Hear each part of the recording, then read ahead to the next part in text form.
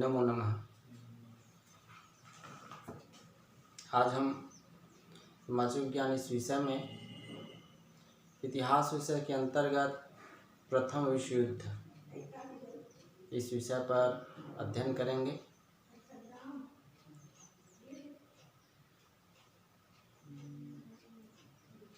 विश्व इतिहास को 3 भागों में बांटा गया है। प्राचीन कालीन इतिहास, मध्यकाल इतिहास और आधुनिक काल का इतिहास। हम इस आधुनिक काल के इतिहास के अंतर्गत प्रथम विश्व युद्ध, द्वितीय विश्व युद्ध, प्रथम विश्व युद्ध अर्थात 1900 से लेकर इधर वर्तमान तक जो घटनाएं घटित हुआ है उसके अंतर्गत हम अध्ययन करेंगे। तो आज हम पढ़ने जा रहे हैं प्रथम विश्व युद्ध। प्रथम विश्व युद्ध क्यों हुआ, किन परिस्थितियों में हुआ, उनके बहुत सारे कारण थे। हम इसके बारे में विस्तार से अध्ययन करेंगे। सबसे पहले युद्ध कैसे होता है, क्यों होता है, इस पर हम देखते हैं। तो इसके पहले हम पिछली कक्षाओं के पृष्ठभूमि में जाते हैं। पिछले अर्थात 9वीं कक्षा में हमने औद्योगिक क्रांति और किस प्रकार से लोकतांत्रिक राज्यों का विकास हुआ, ये सब हम अध्ययन कर चुके हैं। 19वीं सदी में यूरोप के लोग उद्योगों और लोकतंत्र तथा विकास तथा उपनिवेशों पर नियंत्रण आदि से लाभान्वित हो रहे थे, पर 20वीं सदी के शुरू होते ही उनकी सरकारों ने भयंकर युद्ध में झोंक दिया। इस पाठ में हम इन युद्धों के बारे में समझने का प्रयास करेंगे। तो देखते हैं युद्ध कैसे होता है, किन परिस्थितियों में होता है। आपने युद्धों के बारे में सुना होगा और फिल्मों एवं समाचार पत्रों में उनके बारे में देखा भी होगा। पुराने समय में दो देश या कुछ देशों के बीच दो सेनाएं के बीच युद्ध होती थी, जिनमें ज़्यादातर पुरुष ही होते थे, जो घोड़ों पर सवार होकर तीर, धनुष, तलवार, भाला आदि से जमीन पर एक दूसरे से लड़ते थे। विजयी सेना के लोग पराजित राज्य के गांवों व शहरों को लूटते और महिलाओं व बच्चों को अपनी सेवाओं के लिए उठाकर ले जाते थे। मुगलों के समय में नए तरह के हथियार जुड़ गए, जैसे बंदूक, तोप, बारूद आदि। तो ये सब यूरोप की औद्योगिक क्रांति के बाद ये सब परिस्थितियां बदल गया। 20-30 किलोमीटर दूर तक घातक बम बरसाने वाली तोप, स्वचालित मशीन गन, मोटर गाड़ियां व रेलों का सैनिक यातायात में उपयोग, समुद्र में पानी के नीचे चलने वाले पनडुब्बी, युद्धपोत, इन सब ने देशों के बीच लड़ाई के स्वरूप को ही बदल दिया। यही नहीं, पहले जहां दो छोटे राज्यों के बीच युद्ध किसी रणभूमि में लड़ा जाता था, वहीं 20वीं सदी में विश्व युद्ध का स्वरूप ले लिया, जिसमें दुनिया भर के लाखों लोग मारे जाने लगे और अनगिनत लोग अपाहिज भी हो गए। तो जो प्रथम विश्व युद्ध हुआ उसके कुछ बुनियादी तथ्य है, इस पर हम विचार करते हैं। प्रथम विश्व युद्ध किन परिस्थितियों में किन किन देशों के बीच हुआ। एक तरफ जो यह युद्ध प्रथम विश्व युद्ध हुआ था, 2 गुटों के बीच हुआ था। एक गुट में जर्मन साम्राज्य, ऑस्ट्रिया हंगरी साम्राज्य और तुर्की साम्राज्य थे। तो दूसरे गुट में ब्रिटेन, फ्रांस, रूसी साम्राज्य और संयुक्त राज्य अमेरिका देश थे। युद्ध कब से कब तक हुआ? तो प्रथम विश्व युद्ध अगस्त 1914 से नवंबर 1918 तक हुआ था, लड़ा गया था। कितने लोग हताहत हुए थे, इसमें कई करोड़ों लोग, लाखों लोग मारे गए थे, करोड़ों लोग घायल हुए थे या अपाहिज हुए थे। आगे दी गई इस प्रकार जो तालिका है आप इसमें देख सकते हैं। अलग अलग देशों की जो सूची दिया है आप पुस्तक में देख सकते हैं।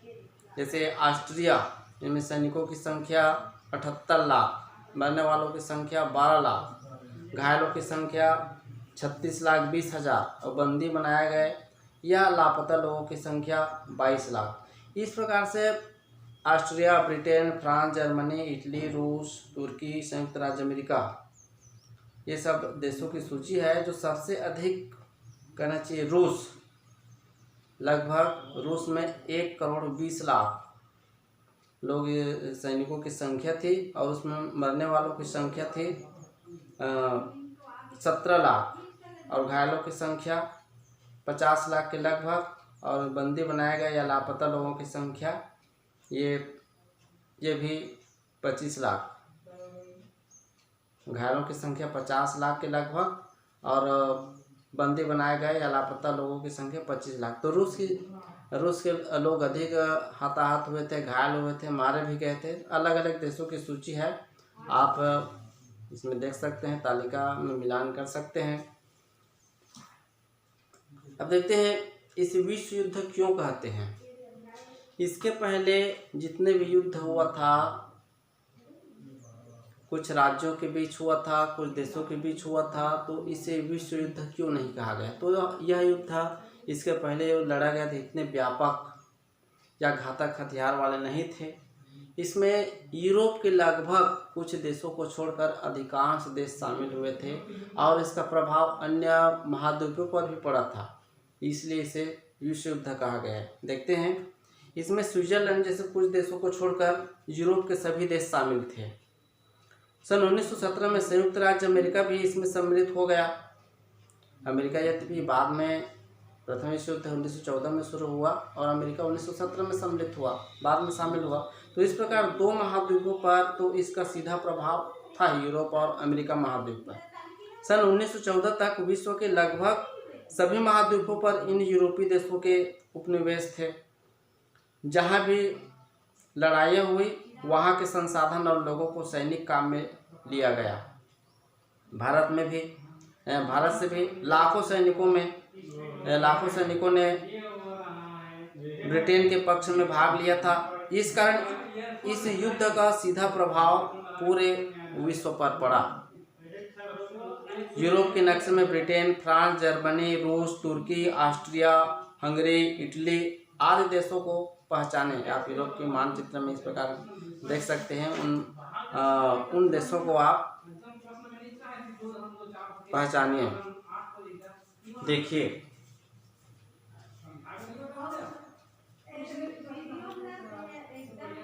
ये यूरोप का मानचित्र है, देख सकते हैं ब्रिटेन कहाँ पर है, बेल्जियम, डेनमार्क, नॉर्वे, स्वीडन, रूस, बुल्गारिया, इटली, स्पेन, पुर्तगाल।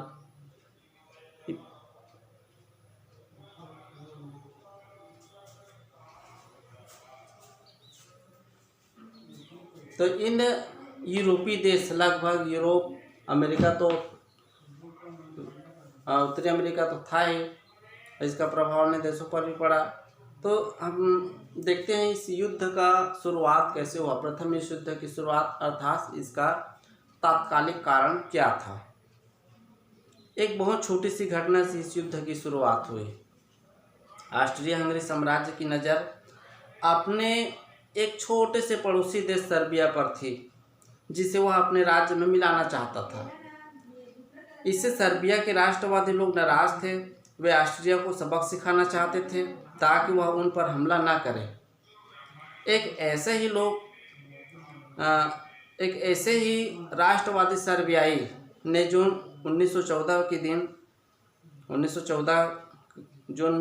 को वह दिन था और उसमें साराजेवो नामक जगह पर ऑस्ट्रिया के राजकुमार और उनकी पत्नी को गोली मारकर हत्या कर दी गई जून 1914 को। और इस हत्या का बदला लेने के लिए ऑस्ट्रिया ने सर्बिया पर हमला बोल दिया। सर्बिया की मदद के लिए रूस और ऑस्ट्रिया की मदद के लिए जर्मनी युद्ध में उतरे। देखते ही देखते फ्रांस, ब्रिटेन आदि भी इस युद्ध में खींचते चले गए। अब सवाल यह है कि ये सारे देश इस युद्ध में क्यों पड़े, क्यों आगे आए। तो जब हम इतनी बड़ी घटना का कारण खोजते हैं तो हमें कई बातों पर विचार करना होता है। कुछ बातें तो इन राज्यों की बदलती ज़रूरतों से संबंधित है। सभी राज्य की जो महत्वाकांक्षाएं, इच्छाएं अलग अलग थी, उनकी बदलती जो कई महत्वाकांक्षाएं थी। औद्योगिक क्रांति, औद्योगिक क्रांति के अंतर्गत अधिक से अधिक वह अपना उपनिवेश बनाना चाहते थे। आपस में आपसी प्रतिस्पर्धा उन देशों के बीच बढ़ गई थी। ये बहुत सारे कारण थे। तो ये सारे राज्य तेजी से औद्योगिकीकरण कर रहे थे और उनमें आपस में प्रतिस्पर्धा थी कि कौन सबसे ताकतवर औद्योगिक देश बनेगा। जैसे आपने पिछली कक्षा में पढ़ा होगा, औद्योगिकीकरण पहले ब्रिटेन में शुरू हुआ था और 19वीं सदी के अंत तक जर्मनी ब्रिटेन की बराबरी करने का प्रयास कर रहा था। 19वीं सदी के अंत तक जो औद्योगिक क्षेत्र में सबसे पहले ये औद्योगिकीकरण ब्रिटेन में हुआ था और 19वीं सदी के अंत में जर्मनी उनकी बराबरी करने लगा था। तो इसी तरह ऑस्ट्रिया, फ्रांस, इटली और रूस भी कोशिश कर रहे थे। तो औद्योगिकीकरण के लिए खनिज संपदाओं, व्यापक बाजार और उपनिवेशों की जरूरत थी। हर देश इसे प्राप्त करने के प्रयास में था कि यूरोप तथा विश्व के अन्य खनिज स्रोत उनके कब्जे में आ जाए। अर्थात अधिक से अधिक देशों पर अपना उपनिवेश बनाना चाह रहा था। ब्रिटेन जैसे पुराने औद्योगिक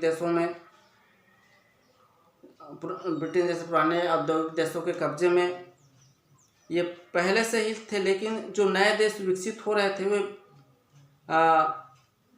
अन्य किसी कमज़ोर देश से इसके इलाके जो है छीनना चाहते थे। उदाहरण के लिए जैसे जर्मनी ने 1871 में फ्रांस को युद्ध में हराकर अल्सास और लॉरेन नामक खनिज प्रधान क्षेत्र को हथिया लिया था।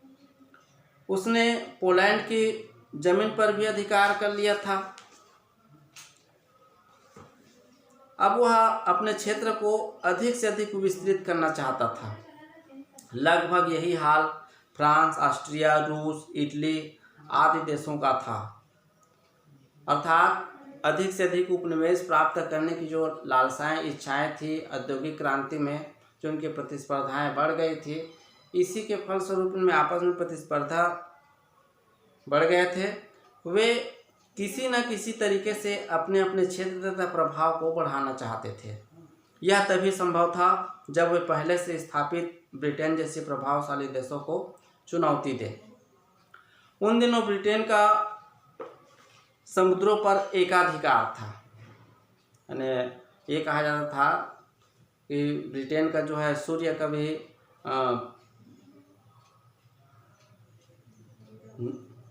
ब्रिटेन का नौसेना या उनकी जल सेना का सूर्य कभी अस्त नहीं होगा, ये कहा जाता था उन दिनों, है ना। तो ब्रिटेन का समुद्रों पर एकाधिकार था, जिसके कारण उसका व्यापार और उपनिवेशों पर बेरोक टोक नियंत्रण चलता था। जर्मनी ब्रिटेन के इस नौसैनिक वर्चस्व को समाप्त करना चाहता था और अपने जहाज़ों को बेरोक टोक समुद्रों पर आने जाने की स्वतंत्रता चाहता था।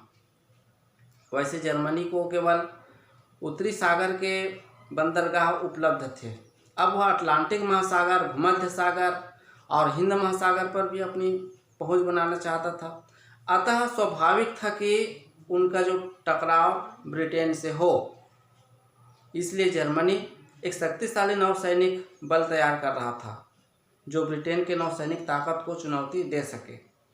तो ये जो परिस्थितियां निर्मित हो गई थी, जो प्रथम विश्व युद्ध के कारण थे, जिसके कारण से प्रथम विश्व युद्ध हुआ, बहुत सारी परिस्थितियां निर्मित हो गई थी, जिसको हम केवल किसी एक कारण को उत्तरदायी नहीं मान सकते। ये सब कारण उसमें मौजूद थे।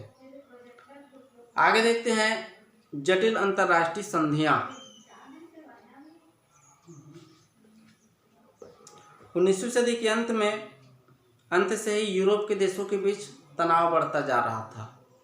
जितने यूरोपीय देश थे 19वीं सदी के अंत से ही इस प्रकार से तनाव परिस्थितियां निर्मित हो गई थी, जिसके कारण से एक देश दूसरे देश को शंका या संदेह की दृष्टि से देखते थे और इस तनाव के कारण सारे महत्वपूर्ण देश यह मानकर चल रहे थे कि देर सवेर युद्ध होने ही वाला है, लेकिन युद्ध में वे अकेले न पड़ जाएं, यह सोचकर लगभग सारे देशों ने कुछ देशों से गुप्त संधियां भी कर रखी थी। उनमें ऐसी शर्तें थी कि यदि एक देश किसी दूसरे देश से युद्ध करता है तो दूसरा देश उसकी मदद करेगा। उदाहरण के लिए पहले पहले विश्व युद्ध में निर्णायक भूमिका निभाने वाले कुछ संधियां इस प्रकार से थी, या ऐसी परिस्थितियां निर्मित हो चुकी थी या गुप्त संगठन बना चुके थे। जो गुप्त संगठन के अंतर्गत पहला जो संगठन था त्रिदेशीय संधि, जो 1882 में जर्मनी, ऑस्ट्रिया हंगरी और इटली के बीच यह संधि हुई थी, जिसके अनुसार अगर इसमें से किसी देश पर फ्रांस या रूस द्वारा आक्रमण किया गया तो बाकी दो देश युद्ध में उतरकर उनकी सहायता करेंगे। तो इस प्रकार से 1882 में जर्मनी, ऑस्ट्रिया हंगरी और इटली, इन देशों के बीच ये संधि हुआ था। यदि किसी देश पर कोई दूसरा देश आकर आक्रमण करते हैं तो बाकी जो दोनों देश हैं उनकी सहायता करेंगे। तो ये जो है त्रिदेशीय संधि निर्मित हो गया था, ऑस्ट्रिया हंगरी, जर्मनी और इटली के बीच। इसके विरोध में या इसके बदले त्रिदेशीय समझौता हुआ था। जर्मनी, ऑस्ट्रिया और इटली की संधि के द्वारा रूस और फ्रांस को अलग थलग पड़ने का खतरा था। वे दोनों जर्मनी की बढ़ती ताकत और आक्रामकता से चिंतित थे। ब्रिटेन भी जर्मनी के नौसैनिक ताकत से चिंतित था। अतः ब्रिटेन, रूस और फ्रांस ने मिलकर एक समझौता 1907 में इस शर्त पर किया कि यदि उनमें से किसी पर कोई अन्य देश आक्रमण करे तो वे एक दूसरे की मदद करेंगे। इस प्रकार से ये देश ब्रिटेन, फ्रांस और रूस, ये देश 1907 में त्रिदेशीय समझौता किए।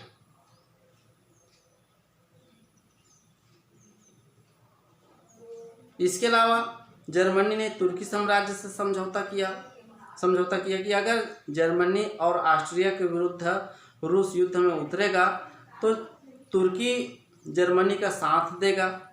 दूसरी ओर रूस ने सर्बिया से समझौता कर रखा था कि अगर ऑस्ट्रिया उस पर हमला करे तो रूस सर्बिया की सहायता करेगा। तो इस प्रकार हम देख सकते हैं कि सारे देश समझौतों की जटिल जाल बुनकर बैठे हुए थे। एक दूसरे देश को संदेह की दृष्टि से, यानी एक दूसरे गुट को संदेह की दृष्टि से देख रहे थे। पूरा यूरोप दो बड़े गुटों में बटा हुआ था। एक तरफ जर्मनी और दूसरी ओर ब्रिटेन के नेतृत्व वाले देश थे। दोनों गुटों के बीच तनाव बढ़ता जा रहा था। इसी बीच सर्बिया में राष्ट्रवादियों ने ऑस्ट्रिया के राजकुमार व राजवधू की हत्या कर दी। अब ऑस्ट्रिया को सर्बिया पर हमला करने का मौका मिल गया तो रूस सर्बिया की मदद के लिए युद्ध में उतरा। उधर जर्मनी ऑस्ट्रिया की मदद के लिए तैयार हो गया। तो इस प्रकार जो है इन जटिल संधियों के कारण जो है प्रथम विश्व युद्ध होना निश्चित हो गया, या प्रथम विश्व युद्ध का आरंभ हुआ।